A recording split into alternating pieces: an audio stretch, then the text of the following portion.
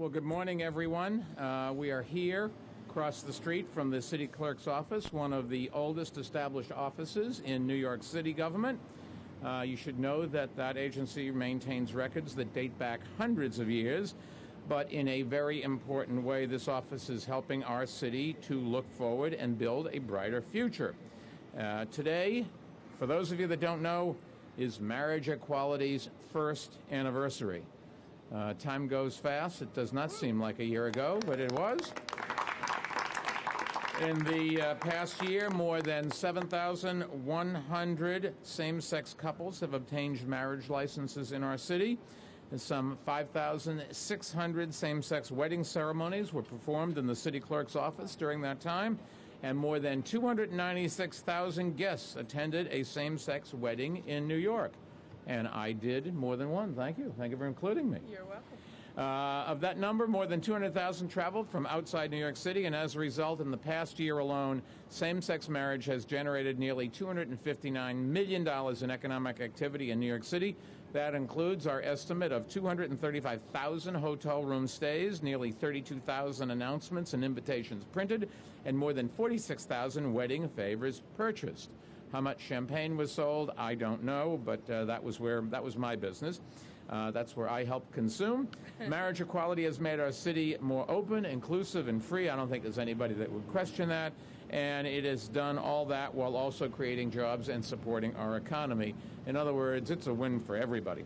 New York has always been a great place to get married, and now that we've achieved marriage equality, more and more couples from around the country and around the world are coming here to get hitched. Half of the same-sex couples that married here included at least one spouse who lived outside the city, and that's compared to 25% of opposite-sex couples. In fact, 35% of the same-sex couples who married here live outside of the Mid-Atlantic and New York regions, and 7% live outside the United States. Now, NYC & Company continues to work to make New York City the world's top wedding and honeymoon destination for all couples. After marriage equality passed, we launched the NYC I Do campaign to tell New York's story to the world and highlight each of the 5 boroughs as a destination for couples. We created a new website to provide New Yorkers and our many visitors with information on how to get married in the city. And we work with many of NYC & Company's more than 2,000 members to provide special deals on everything from hotels and restaurants to bridal shops and florists. And while we celebrate a year of achievement in the long fight for equal rights, we know that we still have some work to do. As a newlywed, Speaker Quinn believes that government should bestow upon her marriage license all the rights and privileges that come with any other marriage license, and I could not agree more. The biggest obstacle to that equality is the Defense of Marriage Act. Several federal judges have found it to be unconstitutional. I think they're absolutely right, because government has no business treating one group of couples different from another. And I don't think there's any doubt that we're on the right side of history, and one of the strongest leaders in the battle has been Speaker Quinn. Chris, would you like to say a few words? Thank you. Well, thank you. Thank you very much, Mayor Bloomberg, and it is great to be joined here by so many leaders in this effort that brought us marriage equality. I know it's particularly exciting for Councilmember Jimmy Van Bramer, who'll be getting married on Saturday, so this is good timing for Jimmy. But as we stand here a year after that really historic and so memorable a year ago when marriage equality went into effect, it's great to note, and I want to thank George and everyone at NYC & Company, great to note the economic activity. Over $250 million of economic activity generated by marriage equality. That's something I hope people who think that marriage equality was somehow going to cause the end of the world see it has done quite the opposite. It has put people to work, helped restaurants, helped catering halls, helped others. But what you can't quantify is just the joy that has happened in New York City, in that building led by Mike McSweeney over the past 12 months. When we were here on July 24th last year on that Sunday, and people were literally wrapped around the block. some in their 80s and 90s waiting in the hot sun to get married. And in the months since then, the stories I've heard, the people who shared with me, the wonderful moments their families have had. You know, in the past few days, the mayor and myself and others have had to talk a lot about tragedy, people whose lives are gone because of violence. And here we have a moment to celebrate a year of unadulterated joy, a year of happiness, a year of events like the one I had where our family got to be together and affirm our love for each other. So I just ask anyone who thinks this isn't a good thing to think about that. What better thing could government do than pass laws that make people equal, repeal laws that say some of us are unequal, and give families the opportunity to have that once-in-a-lifetime moment when a father can walk his daughter down the aisle and have that forever. And I just want to thank the mayor, Governor Cuomo, Senator Duane, Assemblymember O'Donnell, Assemblymember Glick, Assemblymember Titone, and everyone else who led this effort in Albany. We've made something happen here that have made people happy and brought families together, and our job now is to make sure every American has that same opportunity in their city, state, and town, and on a national level. And I know with the kind of leadership we've had in New York City, like Mayor Bloomberg, who I've said before, and I just want to say it again, is by far the best mayor the LGBT community has ever had in the city's history. I know we'll get there as a nation. So thank you all. Chris, thank you. I think the next speaker should be somebody who's getting married on Saturday night. Jimmy? Thank you very much, Mr. Mayor. I want to thank Mayor Bloomberg and Speaker Quinn, who are obviously unbelievable champions of equality in New York.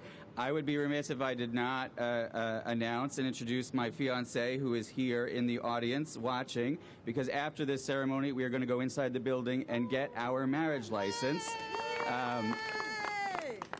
With our great city clerk and wood-cider extraordinaire, Mike McSweeney. So I just want to say how wonderful it is for my family, for me, for Dan, that Saturday we'll get married. And I know, Mr. Mayor, you're stopping by because you like Dan more than you like me. It's very clear. It's the same with Kim. It's a thing the mayor has. But it's so, so important, not only for us and our families, but for all the New Yorkers who have been able to get married this past year, who will be able to get married, all of our neighbors who are excited about the wedding, our families, our friends. And I want to say that I think the average wedding cost this year has been about $30,000, according to the study. Dan and I went over the budget, Mr. Mayor, a little bit higher. But all of the vendors are local vendors in Queens and some in Brooklyn, but all local. So our wedding is so special to us and to our family, but also very, very meaningful to our local economy. And I'm just so grateful that not only I get to get married on Saturday, but a city council staffer and the Civil Rights Committee told me today that he asked his partner to marry him on Saturday, and he's much younger than we are. So it is a time of endless hope and possibility and love, and that is a great thing. So thank you very much. Well, actually, everybody is much younger than I am. McSweeney, you've got a lot to do this weekend. NYC and Company's CEO George Fertitta and his team continue to do great work to make sure our city remains America's #1 tourism destination, whatever your marital status. George, want to say a few words? Thank you, Mr. Mayor. It's an honor and a pleasure for NYC and Company to help promote same-sex marriage throughout the 5 boroughs with our city-owned media, domestically with our online travel partner, Travelocity, and globally through our communications outreach with our 18 representative offices. And no taxpayer dollars, by the way, were utilized.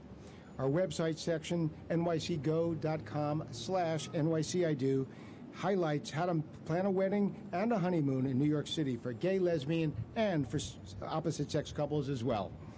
And many of NYC and Company members, such as hotels, restaurants, events, spaces, all of the people that are part of this community are welcoming with incentive packages or programs to make it even more appealing to celebrate this very important moment.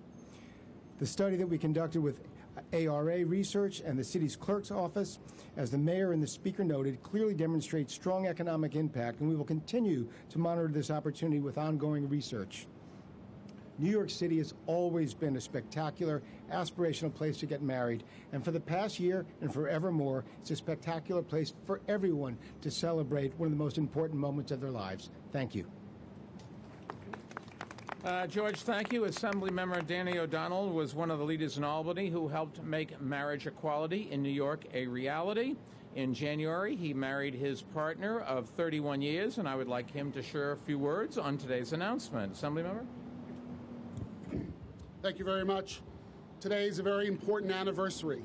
It is the 52nd anniversary of the birth of John Bantam, my husband. Today is his birthday, and this is his first birthday when he is treated as a full American citizen by our state. Unfortunately, our federal government isn't there yet, but John and I are looking forward to the opportunity when all Americans are treated equally under federal as well as state law. I want to take this moment to just thank Shelley Silver and my colleagues in the Assembly who for the last 5 years have fought this battle, have passed this bill over and over and over again in order to let this day happen. Thank you very much. Thank you. Mark Solomon is the National Campaign Director of Freedom to Marry, one of the leaders in the fight to achieve marriage equality in all 50 states. Ending marriage discrimination is one of the most important civil rights issues of our time. So when Freedom to Marry launched Mayors for the Freedom to Marry earlier this year, I agreed to chair the coalition. Mark, you want to say a few words?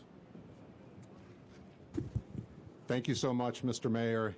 As we like to say at Freedom to Marry, there is no marriage without engagements. And it's a tremendous honor to be up here today with some of the most crucial leaders in extending the Freedom to Marry to same-sex couples and their families in New York State, an event that I can tell you has been transformative for the state, the nation, and the world.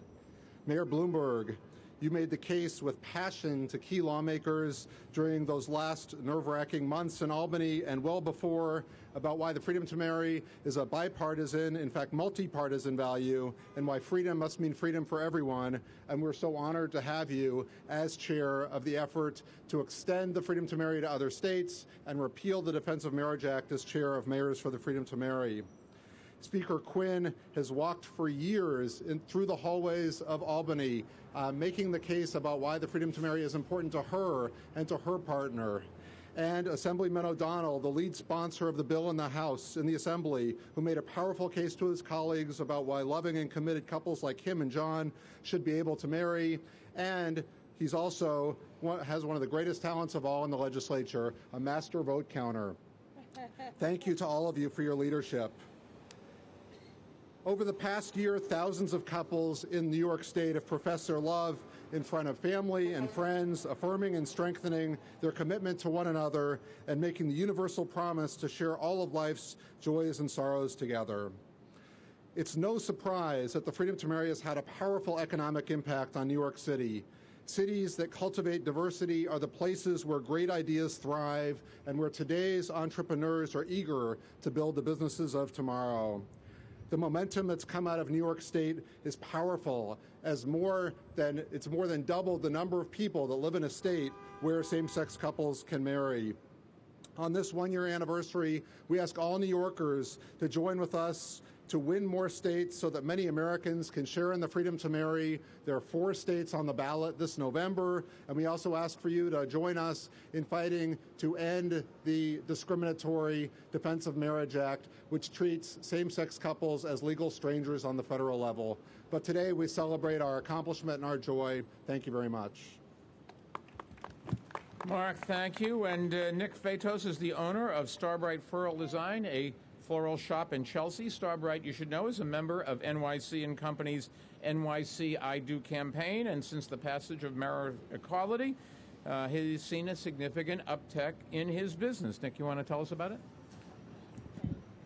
Mr. Mayor, Speaker Quinn, everybody that has been at all involved with making the Equality to Marriage Act a reality, you have no idea what the positive impact has been on our city, on our local businesses, and on everybody that's been involved. We've been a florist since 1994. Since then, we've done quite a number of weddings, and in the last 12 months, starting with today a year ago, and I cannot believe a year has gone by, We do about one same-sex wedding for about every 10 to 15 non-same-sex weddings. So it has had a significant impact. It is growing, and I just would like to share 3 little anecdotes with you. A speaker before me said something about the real joy is what comes out of it, and the warmth and the family and the feelings. You have no idea what it's like seeing a same-sex couple sitting in front of you, picking the flowers for their wedding, and seeing how happy they are. It's a real, real joy, and probably one of the most fulfilling feelings that I've had in the last 12 months. Secondly, I'm very happy to see a lot of couples that have been together for 30, 40 years finally being able to tie the knot. And you have no idea what the joy is on their faces. And we constantly have destination weddings coming to our store. Quickies from Alabama, from Kansas, from Oklahoma, from all parts of the country, people who are coming to the city, choosing the city as their city of choice for their destination wedding, and it's been a big part of our business. I am very, very grateful personally for what this has done, and speaking on behalf of every small business owner that feels any impact from a wedding, same-sex or otherwise, from the cab driver, the catering hall, the hotel rooms, and every other business that thrives because of weddings, this has been great for us. And thank you very much. Nick, thank you. Before opening the floor to questions, let me summarize today's announcement for our Spanish-speaking New Yorkers. Hoy es el primer aniversario de la Ley de Igualdad de Matrimonio.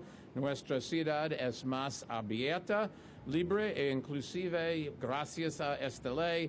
También ha creado trabajos y apoyado nuestra economía. En este primer año, los matrimonios del mismo sexo han generado casi 259 millones de dólares en actividad económica en nuestra ciudad.